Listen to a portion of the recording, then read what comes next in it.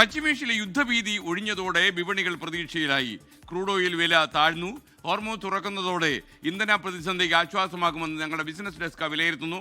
Business ഡെസ്കിൽ നിന്ന് മേധാവി കൃഷ്ണ ചെറിയാൻ തത്സമയം ചേരുന്നു. Krishna, good morning. അപ്പോൾ കൃഷ്ണയ്ക്കും ആശ്വാസമുള്ള വാക്കാണ്, അല്ല ദിവസമാണെന്ന്. ഓക്കെ, അപ്പം നല്ല വാക്കുകൾ പറഞ്ഞോളൂ.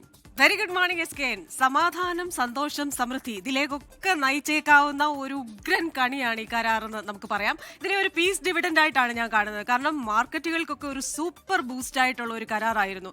ഈ കരാർ സാധ്യമാകുമെന്ന വാർത്ത വന്നപ്പോൾ തന്നെ അങ്ങ് വാൾ സ്ട്രീറ്റ് മുതൽ ഇന്ത്യയിലെ സെൻസെക്സും നിഫ്റ്റിയും വരെ, കോസ്പി, ഹോങ്കോങ് ഓഹരി വിപണി ഇതെല്ലാം വലിയ ഉണർവിലായിരുന്നു. എന്നാൽ നമുക്കറിയാം 1155 പോയിന്റ് ഉയർന്നാണ് ഇന്ത്യൻ ഓഹരി വിപണി വ്യാപാരം ആരംഭിച്ചത്. വലിയ ലാഭത്തിലാണ് ഇന്നലെ വിപണി വ്യാപാരം അവസാനിപ്പിച്ചത്. ഈ മ്യൂച്വൽ ഫണ്ടൊക്കെ വാങ്ങിച്ചവർക്ക് ഇന്നലെ വലിയ ആശ്വാസവും വലിയ നേട്ടവും ഉണ്ടായ ഒരു ദിവസമാണ്. ഇനി നമുക്ക് എല്ലാവർക്കും, അതായത് ഏത് സാധാരണക്കാരനും പ്രയോജനം ചെയ്യുന്ന കാര്യം ഈ ക്രൂഡ് വില കുറഞ്ഞതാണ്.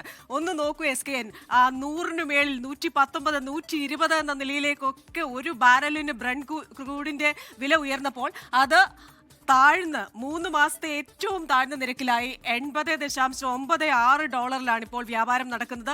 വലിയ ആശ്വാസമാണ്. പക്ഷെ നമുക്ക് ബാക്ക് ടു നോർമൽ ആകണമെങ്കിൽ പഴയ, അതായത് ആ 3 മാസത്തിന് മുമ്പ് യുദ്ധം തുടങ്ങുമ്പോൾ ഫെബ്രുവരി 28 ആ $70 തിരിച്ചു വരേണ്ടിയിരിക്കുന്നു. ഇനി നമ്മുടെയൊക്കെ ഒരു ആശങ്ക ഈ ഇന്ധന വില കുറയ്ക്കുമോ, പാചകവാതക വില കുറയ്ക്കുമോ എന്നതാണ്.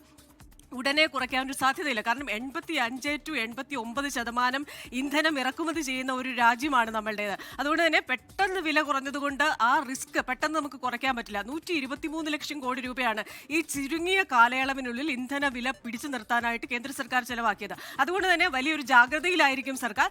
പക്ഷേ ഇതിങ്ങനെ തുടർന്നു കഴിഞ്ഞാൽ, നമ്മൾ ബാക്ക് ടു നോർമൽ ആയി കഴിയുമ്പോൾ തീർച്ചയായിട്ടും വില കുറയ്ക്കാനാകും. അങ്ങനെ പാചകവാതകത്തിന്റെയും ഇന്ധന വിലയും ഒക്കെ കുറയുന്ന ദിവസങ്ങളിലേക്ക് നമുക്ക് ഉണരാൻ സാധിക്കും. ഒപ്പം തന്നെ രൂപയുടെ മൂല്യം ഇന്നലെ ഉയർന്നു എന്നുള്ളതാണ്. ക്രൂഡ് വില കുറയുമ്പോൾ നമുക്കറിയാം, ക്രൂഡ് നമ്മൾ ഇമ്പോർട്ട് ചെയ്യുകയാണ്, സ്വർണം ഇമ്പോർട്ട് ചെയ്യുകയാണ്. അങ്ങനെ നമ്മുടെ ഇറക്കുമതി ചെലവ് കുറഞ്ഞിട്ടുണ്ട്. അതുകൊണ്ട് തന്നെ രൂപയുടെ മൂല്യം ഇന്നലെ കൂടിയിട്ടുണ്ട്.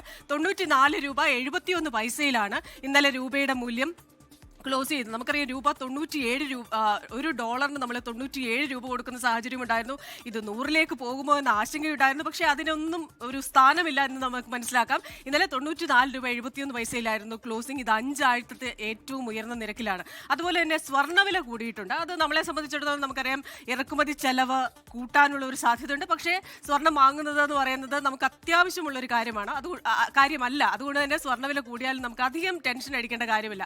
ഒപ്പം തന്നെ ഈ യുദ്ധമൊക്കെ ഒരു വഴിക്ക് പോയിട്ടും നമ്മുടെ ഇറക്കുമതി ചെലവ് കുറഞ്ഞിട്ടുണ്ട്, കയറ്റുമതി കൂടിയിട്ടുണ്ട്, വ്യാപാര കമ്മി നേരിയ തോതിൽ കുറഞ്ഞിട്ടുണ്ട്. ഇതൊക്കെ നമുക്ക് ആശ്വാസം തരുന്ന വാർത്തയാണ്. അപ്പോൾ ഒരു ലോങ് ടേമിൽ നമുക്ക് നല്ല ദിവസങ്ങൾ വരുമെന്നൊരു സൂചനയാണ് ഈ കരാർ നൽകുന്നത് സാമ്പത്തിക ലോകത്തു നിന്നും. SK